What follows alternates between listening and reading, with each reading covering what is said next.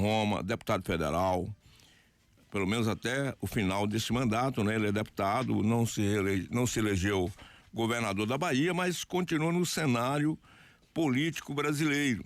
Nós vamos fazer essa entrevista com repercussão para a Rádio Princesa FM, Sociedade Feira de Santana, Rádio Andaiá Santo Antônio de Jesus, Rádio Recôncavo FM, Costa Sul FM Canavieiras, Rádio Jaraguara em Jacobina e Rádio Andaiá Santo Antônio de Jesus. Bom dia, ministro João Roma. Bom dia, Dilson Barbosa, bom dia a todos os ouvintes da Princesa FM. É uma alegria para mim muito grande voltar a essa bancada e conversar com a nossa população. Muito bem, eu gostaria de saber do senhor qual é o seu projeto político atualmente. O senhor está, portanto, vivenciando esses últimos momentos do governo ao qual o senhor serviu, que é de Jair Bolsonaro, mas a política é uma roda gigante, não é? Uma hora está por cima, outra hora está por baixo, a vida roda. Qual é o futuro do senhor, deputado? Dilson, eu estou falando agora de Brasília.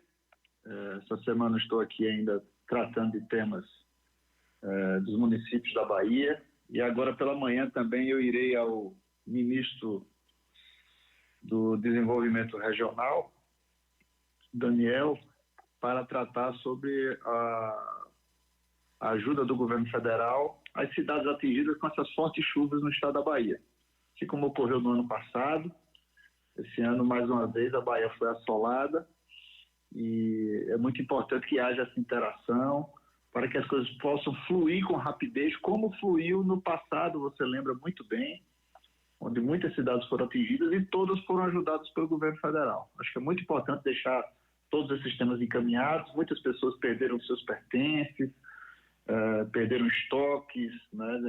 De fato, são cenas que abalam a todos nós.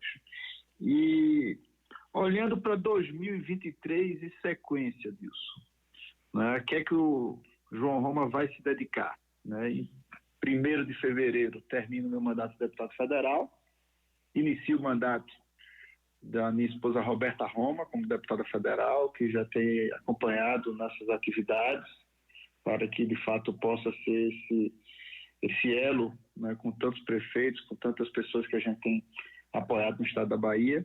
E eu vou seguir como presidente do PL um trabalho de reestruturação do partido no estado da Bahia. Nós temos o maior partido do Brasil, que é o Partido Liberal, partido do presidente Bolsonaro. A Bahia tem 417 municípios e nós vamos, portanto, já a partir do início do ano, dar sequência a uma série de ações para a reestruturação desse partido, visando fortalecimento do nosso projeto político, tanto nas eleições municipais, como para daqui a 4 anos, onde nós não vamos desistir do Brasil e nós vamos sim mostrar à população, de forma determinada, certo, o que é que nós queremos para o Brasil. É um Brasil que respeite cada cidadão, é um Brasil que desonere, ao invés desse Brasil que nós estamos observando aí, que mal chegou a sentar na cadeira e já leva para a população o quê? Aumento de impostos, aumento de despesa na conta pública, que o nome disso é inflação, prejudicando a vida dos mais necessitados, muita demagogia, mas pouco dever de casa. Então esse é a missão, e o João Roma passa a se dedicar a partir desse ano de 2023 a missão de reestruturar o PL no estado da Bahia. Deputado, daqui a 2 anos, ou menos, né, porque o tempo corre rápido, eleição para prefeitos e vereadores, eleições municipais. Salvador é evidentemente o grande reduto, porque hoje a prefeitura de Salvador é bem cobiçada por muita gente. O senhor é candidato a prefeito, será candidato a prefeito de Salvador, deputado? Essa possibilidade não pode ser descartada, Dilson. Mas o que nos cabe nesse momento é pensar a Bahia como um todo. Nós temos 417 municípios, temos grandes cidades polos, e o papel do PL é fundamental tanto para as eleições municipais, como também para preparar as eleições gerais daqui a 4 anos, que será um grande desafio para a Bahia e para o Brasil. Então, não se pode descartar essa possibilidade, mas o que me caberá enquanto presidente do PL e nesse trabalho de reestruturação, junto com todos os deputados do partido, junto com toda a executiva, né, de líderes que se consagraram nesse processo eleitoral, mesmo aqueles que não conseguiram lograr êxito nas eleições, mas mostraram sim grande sintonia com a nossa população. Nós precisamos pensar a Bahia como um todo. Então, naturalmente, nós precisamos encontrar quais as melhores alternativas, quais os melhores caminhos para esse fortalecimento. Não apenas buscando apresentar candidatura, mas sim tentar construir um projeto político consistente, olhando para o futuro. O senhor que esteve aqui em Feira de Santana por inúmeras vezes, sempre contactando com as lideranças políticas de Feira, e me lembro bem que naquele finalzinho de período eleitoral, com o Zé Ronaldo discutindo a sua participação na chapa majoritária, acabou não acontecendo, chegaram a flertar, se falar um pouco de que ele poderia se aliar muito ao seu grupo político. O que há de verdade nisso e qual a possibilidade? Porque fala-se muito que Zé Ronaldo poderá deixar o grupo político que ele está hoje. Aliás, ontem surgiram conversas, eu não tenho uma confirmação assim, de que ele teria sido convidado pelo senador Alencar para integrar o PSD. Não ouvimos Zé Ronaldo, não tivemos dele essa palavra, mas diz que onde há fumaça, há fogo. O senhor vê a possibilidade de uma aliança do seu grupo político com o Zé Ronaldo? Eu não descarto essa possibilidade disso. Eu tenho pro Zé Ronaldo respeito, né? Tenho muito carinho pessoal. Não sentamos ainda após as eleições para discutir o futuro. Tive um rápido encontro com ele, que foi no dia de Santa Bárbara, lá na missa, na cidade de Santa Bárbara, mas não chegamos a conversar, porque eu estava sentado num local da missa, ele no outro, e quando terminou a solenidade ele já tinha ido embora. Feira de Santana é a maior cidade do interior do Nordeste brasileiro. Você lembra que eu comentei isso várias vezes. E Feira de Santana precisa, sim, ter um reposicionamento perante o estado da Bahia. Feira hoje, ela irradia, não é, um polo para várias outras cidades.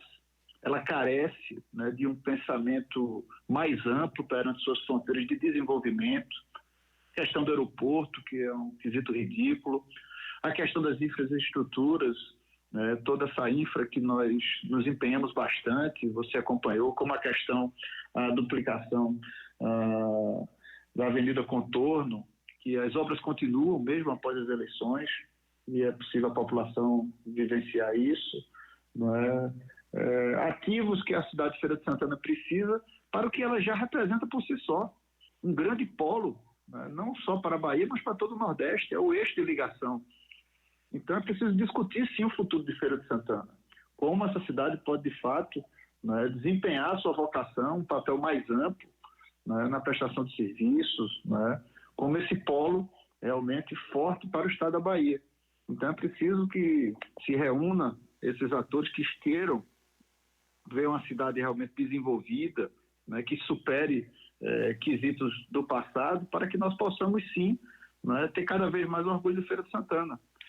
O PL estará aberto para as conversas, mas nós temos um espaço na cidade, teremos uma estrutura partidária funcionando, e nós precisamos sim pensar na Feira de Santana de forma grandiosa, né, de forma que possa de fato orgulhar o seu cidadão, porque eu vejo hoje no cidadão de Feira muito recentemente muita falta de atenção dos poderes públicos de uma forma geral.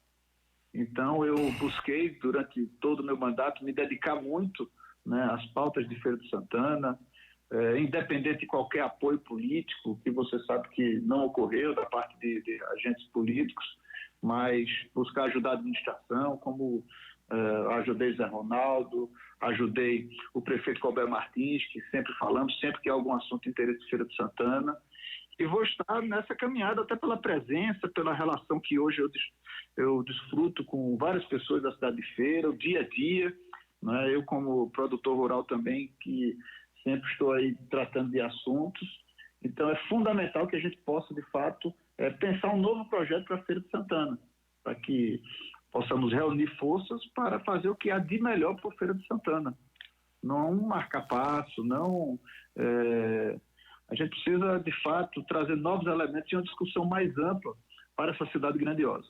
Bom, Feira, o senhor elegeu um deputado federal, foi o deputado Zé Neto, que é do PT. E o senhor era deputado federal, pelo menos até o dia 30, mas o senhor vai ter a sua esposa, Roberta Roma, como a deputada que lhe sucede. Evidentemente que a cidade requer de grupos políticos que apoiem. Então, o senhor acha que a sua esposa pode fazer bem esse papel que foi exercido pelo senhor em relação aqui à nossa região? Sem dúvida nenhuma. A Roberta, ela se sentiu muito abraçada pela população de Feira de Santana, fizeram manifestações espontâneas, né? Foram muitos encontros, almoços, né? Que toda a população se reuniu, né? E ela teve uma bela votação em Feira de Santana, sem nenhuma estrutura política mais forte, né? Contando com muito pouco, e essa votação conseguiu expressar realmente um carinho muito grande para todos nós em relação à feira. Tem várias pessoas que eu tenho uma relação de amizade, né? Ela agradece também ao vereador Ron do Povo, que vestiu a camisa também durante todo esse processo, esteve, né, num compromisso que tinha conosco, se manteve fiel a isso durante toda a eleição. Várias pessoas, né, o Soldado dos Anjos, pessoas que somaram esforços junto conosco nessa caminhada, né, e pessoas da sociedade civil, de uma forma geral, e isso é que nos fez perceber que Feira de Santana precisa realmente, né, de uma atenção especial. Porque você vê uma sociedade forte, uma sociedade pulsante, pessoas que não estão na dependência de qualquer estrutura de poder que seja, mas que quer sim ter protagonismo, que quer enxergar, né, uma ação maior na cidade de Feira de Santana. Então é preciso, como eu disse, ampliar esses horizontes de pensamento em relação ao futuro de Feira de Santana, e é isso que nós nos propomos. Deputado João Roma, o senhor foi um ministro, um dos mais atuantes, a gente reconhece isso e a gente parabeniza o senhor pela sua atuação como ministro que foi da cidadania.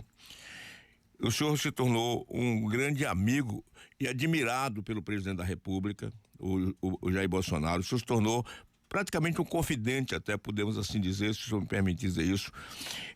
O que é que o senhor imagina para o futuro do presidente Bolsonaro? O presidente Bolsonaro sai dessa eleição certamente como o maior líder da direita do Brasil, Nilson. Nós observamos uma eleição muito acirrada, uma eleição inclusive desigual, uma vez que quem estava arbitrando as regras dessa eleição estava totalmente comprometido, isso que a população hoje percebe com muita clareza. Me refiro ao ministro Alexandre de Moraes, que não desempenhou um papel de juiz, mas sim de uma pessoa completamente comprometida com um dos lados que estava em disputa. E isso é o que fere o coração de todos os brasileiros atualmente. As pessoas, quando estão se manifestando, nem sempre o assunto é sobre se a urna foi válida ou não foi válida, mas sim aquele sentimento de injustiça que viram que a partida foi disputada com regras desiguais, dos pesos e das medidas. Então isso envergonha o Brasil, e isso é que de fato deixa toda uma população ressentida, porque não foi adequado, né, a maneira como se procedeu essa eleição. Você viu um judiciário completamente comprometido, e isso é o principal perigo em relação ao futuro do Brasil. Esse agigantamento, né, essa forma totalitária de agir do judiciário, como hoje tem procedido. Mais importante até do que uma alternância de poder ou do que for, o judiciário está tomando, né, medidas que vão justamente contrárias às defesas dos princípios do Estado brasileiro.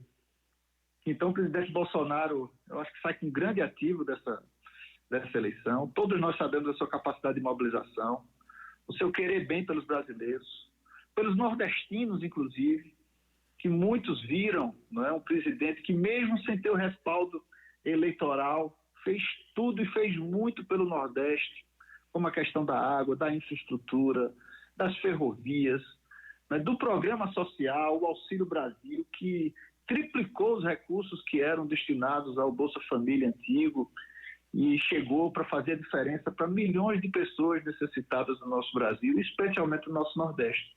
Então o presidente sai com um ativo muito grande, naturalmente ele está machucado, né? Ele deposita muita esperança no futuro do Brasil, mas é natural que nesse momento ele esteja abalado e precisa ser respeitado o seu momento.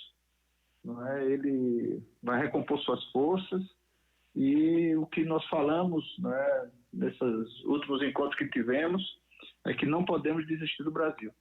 E nós vamos dar sequência a um trabalho defendendo, né, a família, defendendo os nossos princípios, defendendo um Estado que proteja o cidadão e não que tente subjugar o cidadão.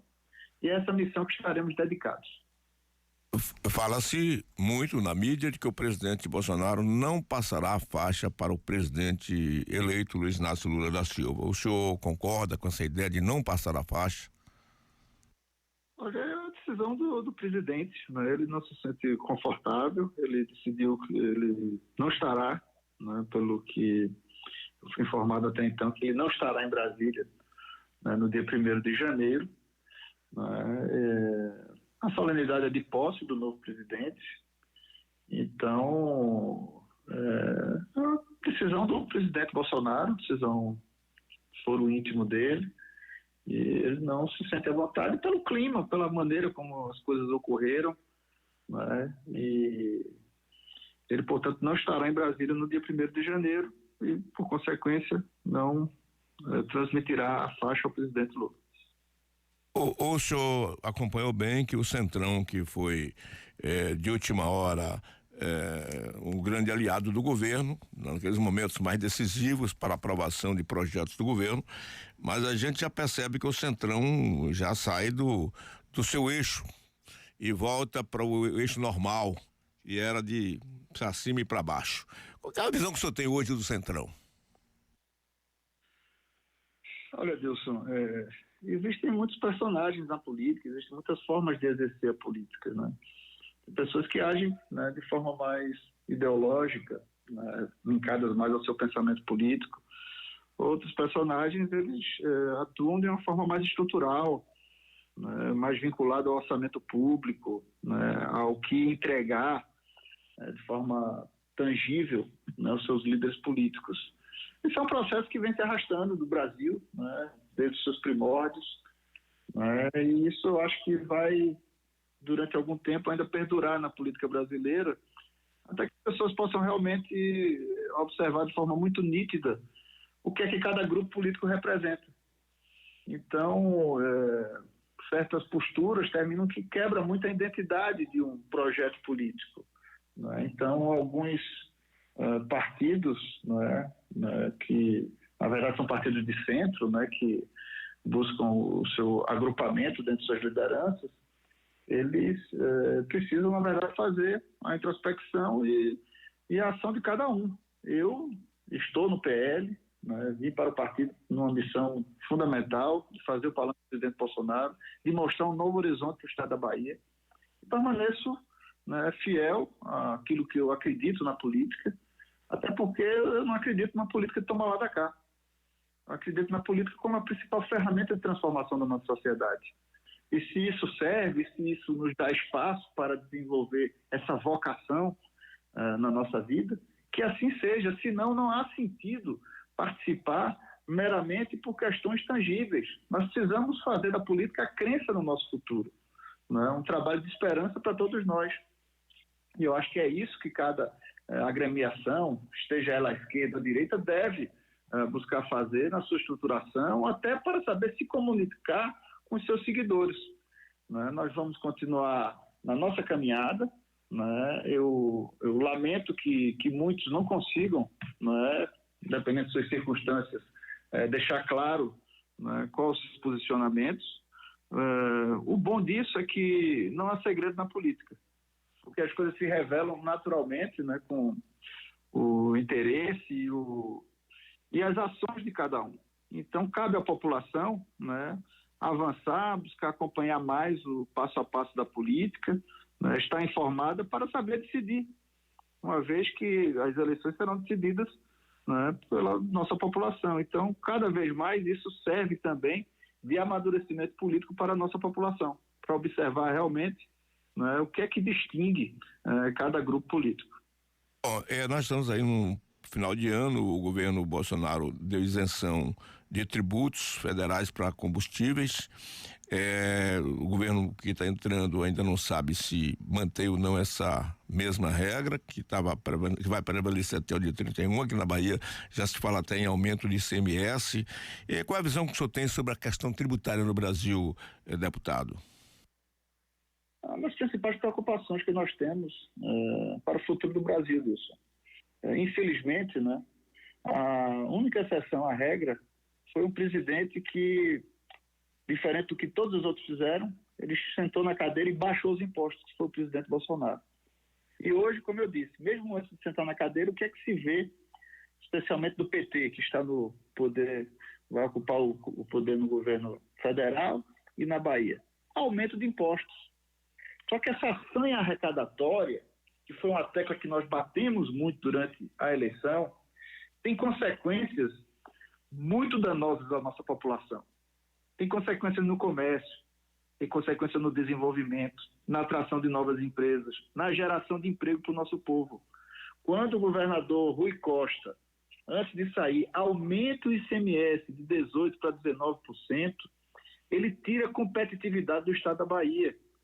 O que quer dizer isso? Uma empresa que está querendo se instalar, ao invés de vir para a Bahia, ela vai para um outro estado que está cobrando menos impostos naturalmente, porque o seu custo de produção será mais barato. Um comerciante aí em feira, né, que vai tentar fazer jus, né, colocar o seu produto perante outros, ele vai estar em dificuldade perante seus concorrentes. Porque a pessoa hoje, que tem acesso à internet, que tem acesso a vários outros meios, ela vai terminar buscando produtos em outros mercados. Então, isso é muito prejudicial para o Brasil. E a notícia que ontem foi vinculada nos meios de comunicação, para a tristeza de todos, uma vez que há menos de um ano, Dilson, todos lembram, certo, a grande angústia em relação ao preço dos combustíveis. O que é que o Bolsonaro fez? Zerou o PIS, zerou o COFINS, ele conseguiu baixar o ICMS de forma linear, compensando para os estados. Não é? Ele tomou todas as providências necessárias, zerou o imposto do óleo diesel, certo? Ele fez todas as ações e com isso o que é que nós conseguimos fazer? Baixar o preço dos combustíveis no Brasil, porque nós sabemos que isso é o principal item da inflação. É isso que interfere em preço de passagem de ônibus, é isso que interfere no preço dos fretes, no preço do alimento que está na mesa do brasileiro. Então, quando nós tivemos deflação do nosso Brasil, é justamente porque o presidente Bolsonaro conseguiu baixar os impostos e isso teve um efeito virtuoso, um efeito positivo para a economia brasileira. Agora, antes de assumir, certo, já vem o governo do presidente Lula, certo, com o seu ministro Fernando Haddad, que pelo visto não entende realmente nada de economia, e já faz um apelo para que não se renove a isenção dos impostos de combustível. Ou seja, já no começo do mês de janeiro já vai ter novo aumento de combustível prejudicando a população de forma linear. Então a questão tributária é uma questão muito séria, é uma questão que precisa de fato ser pensada, pois o Brasil é uma grande potência, mas com essas amarras nós não vamos conseguir, mesmo com nossas vocações do agro, não vamos conseguir avançar, né, no nosso desenvolvimento, e pior ainda para a Bahia. Triste Bahia, que já entra nesse novo cenário de 2023, ainda com mais peso dentro da sua estrutura, com uma carga muito pesada de impostos, perdendo competitividade para estados como Espírito Santo, Goiás, vários estados que estão ocupando o mercado no estado da Bahia. Então isso é muito ruim para a Bahia de uma forma estrutural, não é questão pontual. Então eu lamento muito essa questão, essa visão, né, desses que estão chegando aí sobre a questão tributária no Brasil, e esse é um desafio que a sociedade não pode deixar de acompanhar, porque cada gracejo desse significa o governo metendo a mão no bolso de cada um dos brasileiros. Bom, eu queria agradecer ao senhor pela sua entrevista, né, desejar um feliz ano novo para o senhor, agradecer a gentileza que o senhor sempre teve de nos atender. Agora mesmo o senhor está em Brasília, está atendendo a nossa reportagem, e dizer que a Rádio Princesa, com a sua rede de rádio RRC, a RBR, e nesse momento o senhor também está com essa reportagem para Santo Antônio de Jesus, para Margosa, para Canavieiras, Jacobina e as demais emissoras também daqui da região da RRC que tem essa entrevista para repercutir, de modo que foi muito bom falar com o senhor e muito obrigado pela sua atenção e sempre generoso conosco e aqui à sua disposição. Wilson Barbosa, eu que agradeço mais uma vez a oportunidade. Quero agradecer do fundo do coração ao papel republicano, o papel de exercício da cidadania da Rádio Princesa FM e de todas, né, que participam desse conglomerado, que teve um papel primoroso durante todo o processo eleitoral, de forma democrática, dando espaço para todos. E, especialmente, eu quero sempre me colocar à disposição, né, com os comentários, o que nós possamos fazer para trazer informação, trazer conhecimento para que a nossa população possa cada vez mais buscar a melhor decisão para o futuro da Bahia e o futuro do Brasil. Eu agradecendo a todo esse encorajamento, essa oportunidade, eu quero desejar a todos os baianos um excelente 2023, que nós não percamos a nossa esperança, que nós estamos acreditando no nosso Brasil e que vamos juntos, cada vez mais, fazer do nosso Brasil uma grande nação. Muito obrigado a todos, um feliz 2023. Ok, obrigado aí ao deputado e ex-ministro da Cidadania, João Roma. Nós vamos ao intervalo.